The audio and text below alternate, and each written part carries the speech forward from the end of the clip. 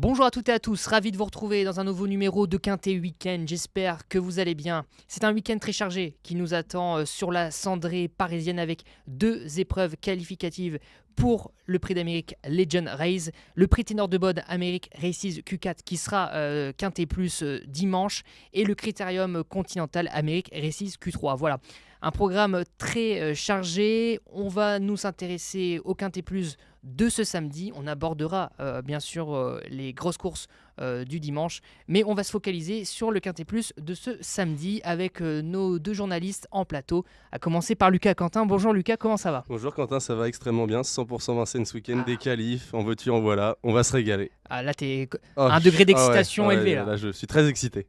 Très bien. Et face à toi, Kevin Baudon. Bonjour Kevin, comment ça va ? Salut Quentin, salut Lucas. Kevin. Bah oui, je suis complètement d'accord. On est excité, on est impatient, on est en pleine forme pour vivre ces grands moments. Faudra aller sur l'hippodrome de Vincennes ce dimanche.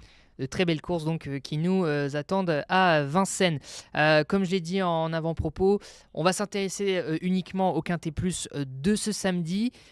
Pourquoi ? Eh bien parce que le Quintet Plus de dimanche, donc le prix Ténor de Bonne, Amérique Races Q4, vous pourrez retrouver l'analyse, les pronostics dans Ticket pour l'Amérique. Avec Kevin Baudon d'ailleurs. Et Guillaume Covès et Guillaume. le tricot. Et voilà, en autour d'Eliott fine avec maître de Guillaume cérémonie, et Kevin. Donc vous pouvez retrouver ça sur YouTube, sur nos réseaux sociaux, bien sûr, en intégralité. On aura quand même un mot sur les 2 qualifs. Mais nous, messieurs, on va s'intéresser donc à celui de samedi. C'est le prix de Strasbourg, réservé à des chevaux âgés de 8, 9 et 10 ans. Et j'ai envie de poser une question pour commencer un peu cette analyse. Est-ce que ce quintet, ce sera un match entre Imberland et Ed Scott ? Qui me répond en premier ? Moi je peux te répondre oui, puisque c'est mes 2 premiers, cher Quentin. Voilà. T'as visé juste, t'as visé en plein dans le mille. Il y a eu des cachotteries. Rien n'a été préparé. J'ai vu qu'il m'avait envoyé ses tickets. C'est un complot contre moi. Mais j'ai pas vu qu'il avait mis ces 2-là. Alors oui, ça sera un match entre ces 2. Pour moi, moi je préfère Ed Scott pour la victoire, puisque la dernière fois je l'ai trouvé vraiment très costaud. Ouais. Il a contré la très bonne Iroise de la Noé, il a été au bout. Je trouve qu'il trouve un lot largement encore dans ses cordes, il est au top, il devrait encore une fois aller devant. Et je le vois tout simplement répéter. Il avait remporté la course référence du 22 novembre dernier, donc face à Iroise de la Noé, tu l'as dit. Ed Scott, Kevin, pour toi, c'est le favori ou l'un des favoris ? C'est l'un des favoris, hein. On peut largement le mettre en tête. Moi, je l'ai mis tout près, je l'ai mis sur mon podium. Mais c'est vrai que la performance était folle. On avait déjà l'habitude d'avoir des belles performances de ce Ed Scott. Mais face à Iroise de la Noé, qui n'est pas la première venue, il a été en costaud, il a été jusqu'au bout, il a été courageux. Donc il a montré toutes les bonnes facettes qu'il faut pour remporter une épreuve de ce genre, comme celle de ce samedi, le prix de Strasbourg. Donc les conditions sont quasiment les mêmes. Il n'y a pas les 7 ans, là ce sont uniquement les 8, 9 et 10 ans. Tout à fait. Tous les feux sont au vert. Anthony Barry-Sulky, l'écurie Chavat, un cheval en forme. C'est une base incontournable dans les jeux. Ouais. Et d'ailleurs, Anthony Barrier, son interview est à retrouver sur les réseaux sociaux d'Equidia. Il est très confiant également. Bon, rien à dire. RAS, puisque la victoire de la dernière fois c'est même peut-être un peu moins relevé. Là, il n'y a pas d'Iroise de la Noé. C'est donc... ça. Bon. On fonce. Alors, sa tactique, ce qu'il aime bien, c'est aller devant. Est-ce qu'il pourrait être contrarié par un autre concurrent qui pourrait aller aussi devant et peut-être... Il y en a quelques-uns. Grand trio Ludois. Oui, il peut aller devant, exactement. Hurricane Carter peut y aller, il peut attendre aussi. Il va offrir un dos, Ed Scott, à plusieurs rivaux qui aiment attendre. Hurricane Carter peut attendre, donc on va peut-être pas trop l'embêter pour aller en tête. Au vu de sa dernière course, on va peut-être s'en méfier. On va aborder les attentistes dans un second temps, mais j'ai parlé d'Imberland du coup parce que lui aussi il est en forme, il a gagné début novembre. Kevin, c'est ton préféré ou... Non, je l'ai mis tout près aussi, et c'est pas mon préféré. Il a fait une fin de course qui sort un peu de l'ordinaire, dans un bon lot, hein. Il y avait également des I. Il est venu arracher la victoire vraiment sur le fil du plus court des nez, un cheval qui a réalisé une année 2025 assez sensationnelle, gagnant de plusieurs quintets. Sur sa lancée, il est incontournable. Jean-Michel Bazir-Sulky, mais bon, et après il a déjà eu des bons pilotes, hein, on les compte pas les bons pilotes de Vincennes. Mais cheval pratique, faut faire un tout petit peu attention au départ, mais rien de méchant. Un cheval qui est pratique dans un parcours, il va attendre, est capable de faire un super dernier kilomètre. Ne pas le mettre dans les jeux, c'est prendre un gros risque, mais évidemment, ce sera peut-être, je pense, Lucas me contredira pas là-dessus, sera peut-être même le favori de la course. Possiblement, ouais. Possiblement. Alors, il y a peut-être même un peu plus d'argent que Ed Scott. D'accord. L'effet Jean-Michel Bazir. Voilà. Puis la dernière fois, c'était vraiment, il est revenu du diable au vert. On l'a pas vu arriver. Il a croisé tout le monde. Arrivé par contre très serré. Ils étaient. Arrivé dans handicap. Exactement. Une arrivée dans handicap. Ils étaient 10 pour 5 places. C'était très serré. Donc gagner, oui. Pas un coup sûr, mais sa place est largement dans les 3 premiers. Que nous dit son entraîneur Aurélie Germain? Elle nous dit il va très bien, il n'a pas d'engagement intéressant en ce moment. On arrive avec de la fraîcheur, il sera pieds nus, il est plein pot au travail. Il a été travaillé plus revu depuis un peu plus d'un mois, mais il a été travaillé à Mélède du Met. Donc il aborde l'engagement avec de la fraîcheur, un peu de fraîcheur. Et elle dit, sachez qu'il aura 2 bons engagements prochainement. On peut prendre un abonnement. Mais déjà celui-là est pas si mal. Il a 330 000, ils n'ont pas gagné à 435. Il y a 100 000 de delta. Mais l'engagement reste bon. Il est le numéro 6. C'est des chevaux qui se tiennent d'assez près. Désormais, c'est des vieux cuirs qui connaissent la musique, mais c'est une très très belle chance. Donc Lucas, si je résume bien, tu as pris Ed Scott en premier. Kevin, de ton côté? Ouais, j'ai tenté Harrison Duplessis. Ouais. Okay. Je crois qu'il est capable de très bien finir. Alors comme beaucoup, il faudra le parcours adéquat. Il faudra attendre dans la première partie et venir pour finir. En dernier lieu, il a fini très correctement. Moi, j'ai trouvé ça plutôt séduisant. Il a moins de marge qu'avant, mais avec le bon parcours, la cote sera sympa. Et qui a un peu le même profil que son partenaire de boxe, Gims Duplessis, qui lui aussi aime bien venir dans la phase finale bien conclure, et qui étaient tous les deux dans la course référence, et qui aussi, Gims Duplessis a réussi à trouver l'ouverture, c'était pas facile. Moi je lui ai préféré ce Gims Duplessis. La dernière fois c'était une petite rentrée, il a conclu 6ème sans avoir toutes les coups des franches à la corde. Je crois qu'à l'issue d'une bonne course, il a vraiment une pointe de vitesse redoutable. En octobre dernier, il était 2ème du prix Charlie Miles, il devançait des bons chevaux. Il y avait Gilord Vivine, Didarc, qui aura une toute première chance dans cette épreuve. Donc je crois qu'à l'issue d'une bonne course, il va encore être dans le coup, mais il faut vraiment que ça se passe bien. Est-ce que Lucas, mettre Harrison Duplessis en tête, c'est osé? Moi, j'ai tenté l'impasse risquée sur ce Harrison Duplessis. Mais t'as le droit, c'est pas un coup sûr non plus. Je me suis dit qu'avec... On voit sa musique 4-4, 5-5, il est plutôt pour les places, mais c'est vrai qu'ils sont, allez, on va dire 7 ou 8, peut-être même 9 pour les 5 premières places, donc ça sera une question de parcours. C'est pas un coup sûr. Je le tente pour essayer de sortir un peu des sentiers battus, mais on peut faire ça. Ou alors on peut faire un champ réduit. Dans un champ, on peut faire plusieurs formules. Mais ouais, je me dis qu'il a pas énormément de marge. Eric Raffin, il va être très joué. Ça s'entend. Donc j'ai tenté. J'ai tenté l'impasse. Très bien. Risqué. Oui, risqué, c'est sûr.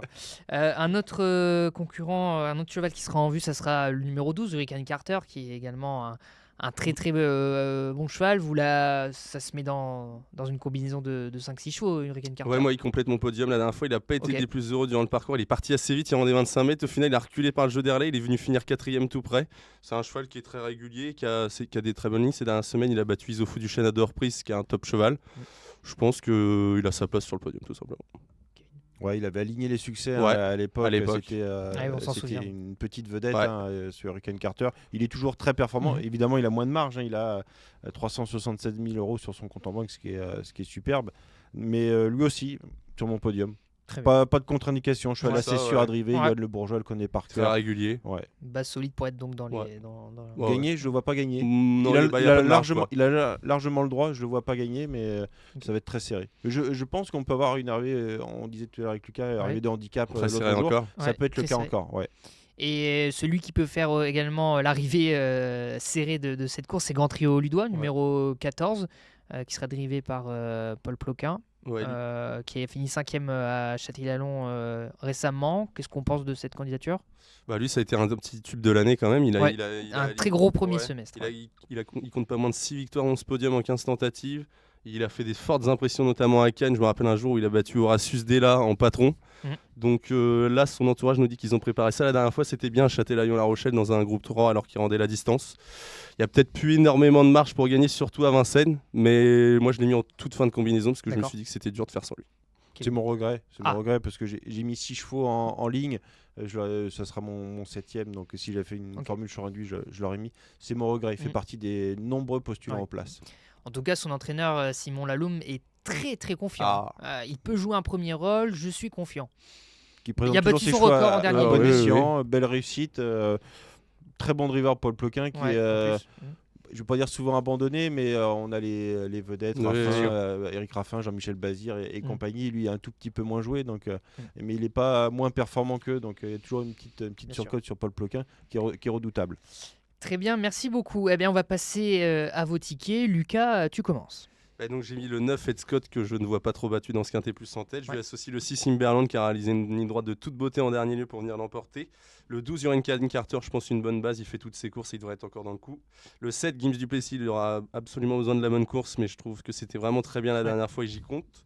Le 5 Hold Up du Satan, on n'en a pas parlé, mais il est tout le temps là. Souvent, c'est la note d'ailleurs. Tout le temps dans le coup, donc je lui fais une place. Et j'ai même une petite stat si tu veux. Bon, c'est avec Pierre-Yves Verbois. Ouais. 76% dans les 5. Bon bah voilà. Donc j'espère être dans la bonne. J'ai 3 chances sur 4 pour l'être. Voilà. Espérons-le. Et le 14 Grand Trio Ludois, il a réalisé une superbe année. Je sais pas s'il y a encore gros de marge pour la victoire, mais difficile de l'écarter. Kevin. Alors, le numéro 11, Harrison Duplessis, un petit coup de poker à la gagne. Après, les évidences, le numéro 9, Ed Scott, le 12, Hurricane Carter et le numéro 6, Imberland. On ne peut pas sortir. C'est dur de les enlever d'un ticket. Gims Duplessis, lui aussi, a ses chances. Et puis, Hold Up du Saptel, le numéro 5.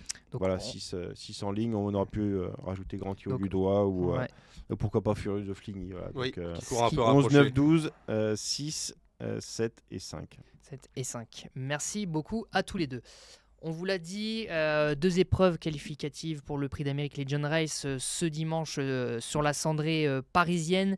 Un mot pour pas faire doublon avec d'autres émissions sur le Quintet, donc qui sera le prix Ténor de Bonne Amérique Races Q4. Ce sont les 5 ans à l'honneur. Lucas, donc avec Keep Going, Track Time Atout, Cocktail du Dain, bien sûr, King Opera, Immortal Doc. Parmi ceux-là, qui a ta préférence ? Je suis parti sur le 15 Keep Going. C'était l'objectif avoué, ce prix Ténor de Bonne depuis un moment par Mathieu Mottier. Au début, je me suis dit, vu qu'il a obtenu sa qualification dans la dernière qualif, est-ce qu'il va faire fort ? Mais je me dis quand même qu'il y a un peu plus d'un mois entre les deux courses, ça reste un groupe 1. Et il a redit quand même que c'était un objectif. Donc la dernière fois, c'était très bien, il n'a pas pris dur. Je crois que c'est le meilleur un peu dans cette génération. Enfin, je le détache un peu dans cette génération. Et je pense que s'il a la bonne course cachée, Cocktail du Dain devrait aller devant. S'il est à portée de fusil, je pense qu'il va mettre tout le monde d'accord. Et puis il faut bien préparer aussi la belle. Exactement. Et puis on peut pas refuser des groupes 1. Non, c'est sûr. Kevin, donc tu as participé à Ticket pour l'Amérique, qui donc à retrouver sur nos réseaux sociaux, sur YouTube. Qui as-tu mis en tête donc dans cette j'ai mis Keep Going également. Je suis d'accord avec Lucas. On est un mois après du Prix d'Amérique Legend Race, c'est parfait. D'accord. Et dans la Q2, il a fini avec des ressources. Mathieu Mottier lui a pas demandé le maximum, tout en défendant ses chances à fond. Mais il avait déjà ce prix Ténor de Beaune dans sa tête. Donc le cheval va arriver fin prêt, le timing est bon, mais la course ça s'annonce explosif. On a Fame and Glory, Cocktail du Dain et un seul ticket pour voilà, le premier. Dans le Bretagne et le Bourbonnais Amérique Races, on avait 4 tickets, là on en a qu'un, donc ça va être la guerre. Mais ça s'annonce superbe. Moi j'ai mis Keep Going, franchement, avec tous les forfaits qu'il y a cet hiver, je pense qu'il fait partie des choix à suivre dans le Prix d'Amérique. Et Fame and Glory sera encore une petite attraction parce que la dernière fois, gagné après plus de 14 mois d'absence, ça n'existe pas, ça n'existe plus. C'est du jamais vu, ça n'existe pas. Il y a plein de superlatifs. Donc il va être intéressant à voir. Il a profité de la faute de Cocktail du Dain. Est-ce qu'il l'aurait battu ? On ne sait pas, mais en tout cas, il a gagné pour sa rentrée. C'était sensationnel, voilà. Et Björn Goop qui revient plutôt bien. Il a connu un mauvais meeting l'an passé. Là, il l'a amené en patron.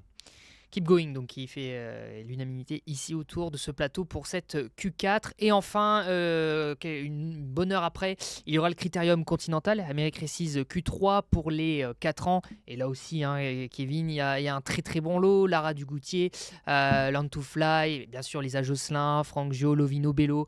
Parmi tout cela, même question, qui a ta préférence ? Là pareil, il y aura du très beau sport, ça va être très très vite, 2100 mètres à parcourir. Il y a Lovino Bello que je place en tête malgré ce numéro 9, il a déjà gagné un groupe 1 avec le numéro 9, c'était le prix Ready Cash. Évidemment la petite Lisa Josselin qui est très populaire, qui se frotte au mal. Franck Gio n'est plus à présenter aussi, et beaucoup de concurrents étrangers, donc allez faire le papier, revisionner les courses.